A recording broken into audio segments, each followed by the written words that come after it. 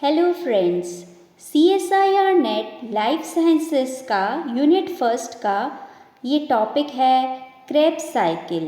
तो Krebs cycle को हम TCA साइकिल यानी कि try carboxylic acid cycle and citric acid cycle के नाम से भी जानते हैं।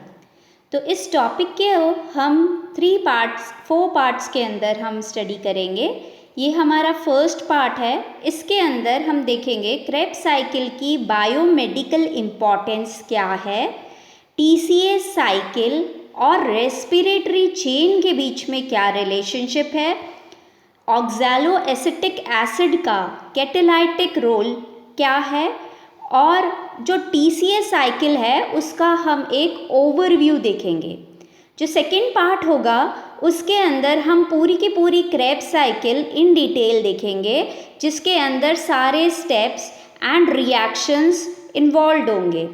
थर्ड पार्ट के अंदर हम स्टडी करेंगे कि क्रेब्स साइकिल के एक टर्न में कितने ATP फॉर्म होते हैं, वाइटामिन्स का क्या रोल होता है TCA साइकिल के अंदर, मेटाबॉलिज्म में TCA साइकिल का क्या रोल है, और TCA साइकिल अदर पाथवे जैसे कि ग्लूकोनियोजेनेसिस, ट्रांसएमिनेशन एंड लाइपोजेनेसिस से कैसे रिलेटेड है, एंड TCA साइकिल का रेगुलेशन कैसे किया जाता है।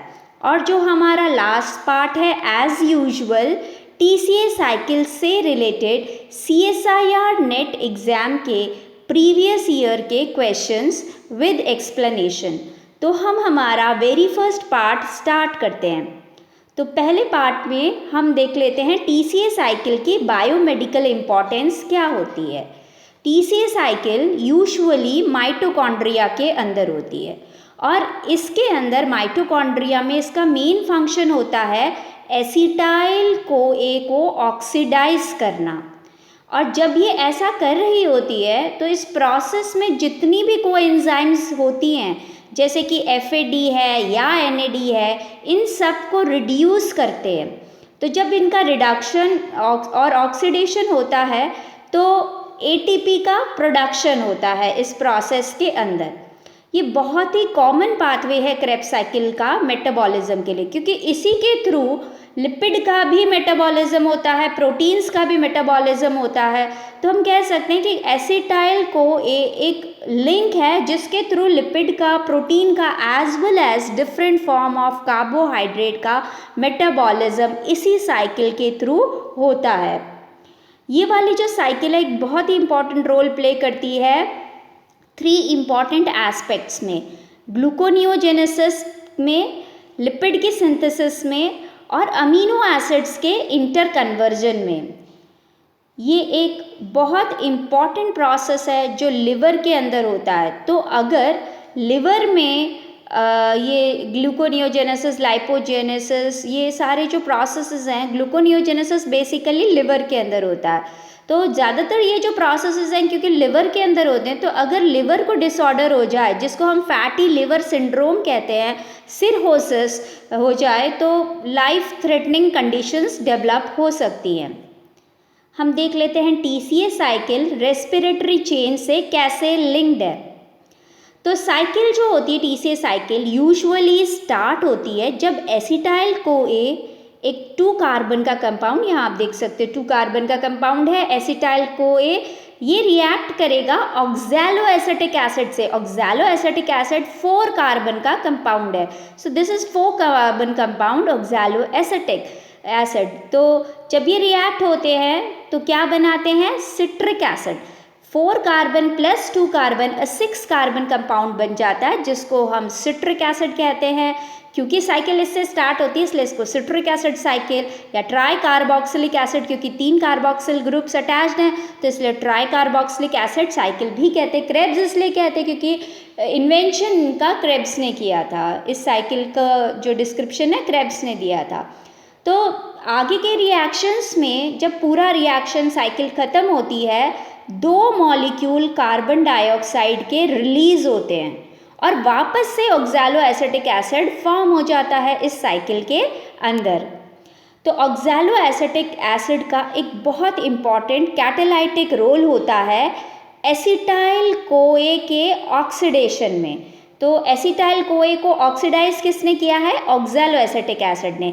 इसीलिए ऑक्सैलो एसिटिक एसिड का एक कैटालाइटिक रोल है, और जब वो एसिटाइल कोए को ऑक्सीडाइज कर रहा है तो क्या बना रहा है? सिट्रिक एसिड बना रहा है।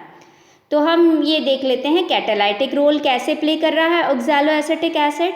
एसिटाइल कोए जो 2 कार्बन का कंपाउंड था, ये रिएक्ट करता है ऑक्सैलो एसिटिक एसिड से, कार्बन 4 कंपाउंड से, तो क्या रिलीज हो जाता है? कोए रिलीज हो जाता है। इन टर्न क्या बन जाता है? सिट्रेट बन जाता है, जो एक 6 कार्बन का कंपाउंड है। और इस प्रोसेस में 2 मॉलिक्यूल्स कार्बन डाइऑक्साइड के गिव ऑफ होते हैं।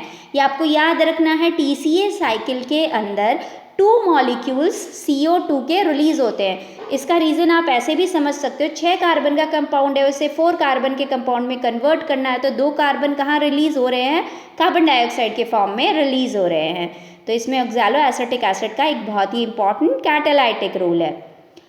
TCA साइकिल जितनी भी एनर्जी रिलीज करती है उसको यूज़ किया जाता है कोएंजाइम्स को रिड्यूस करने के लिए। तो कोएंजाइम क्या है? NAD है, FAD है। तो इसको जब रीऑक्सीडाइज किया जाएगा, पहले ये वाली एंजाइम रिड्यूस होंगी, NAD से NADH बनेगा, FAD से FADH2 बनेगा, और जब इनका रीऑक्सीडेशन होगा तो ये ATP बना देती हैं।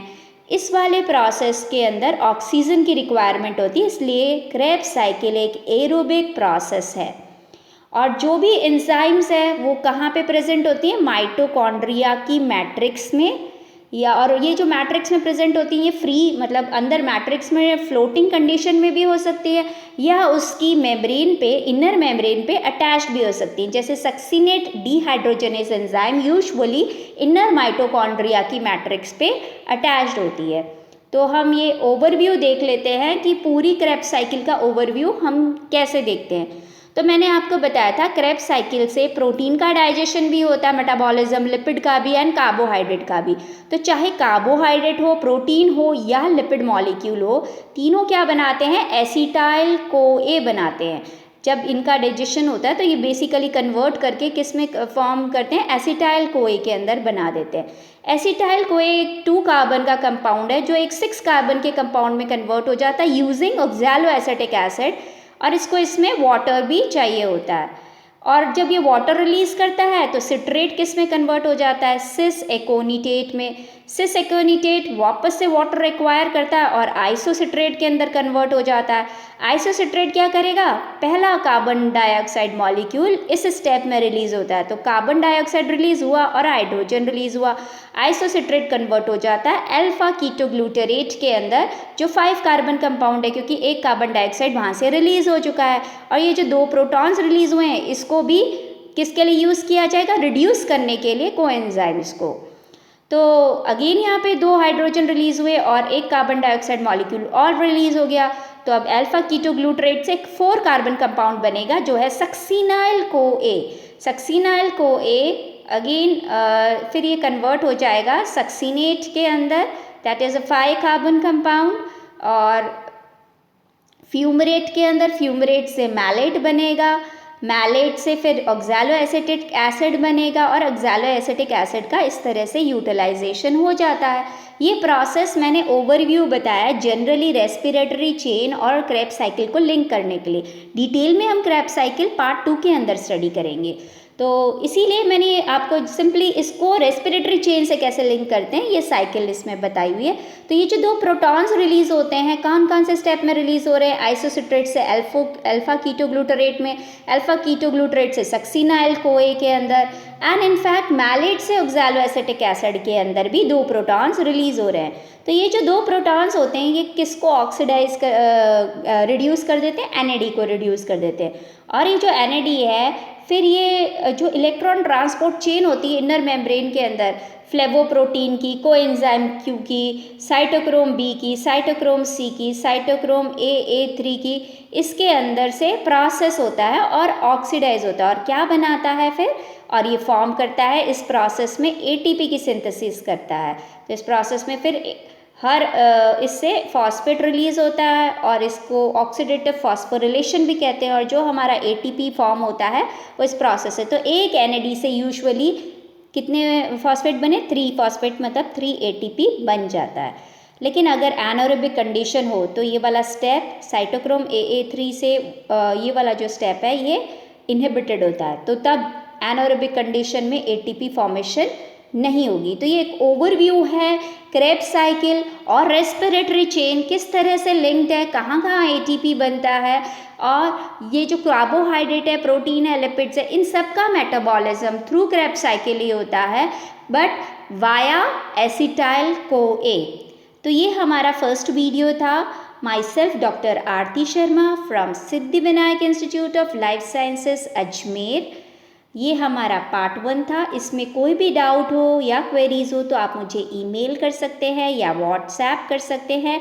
पार्ट 2 के अंदर हम TCA साइकिल की फुल डिटेल पढ़ेंगे। वीडियो पसंद आए तो शेयर ज़रूर करना। Thank you.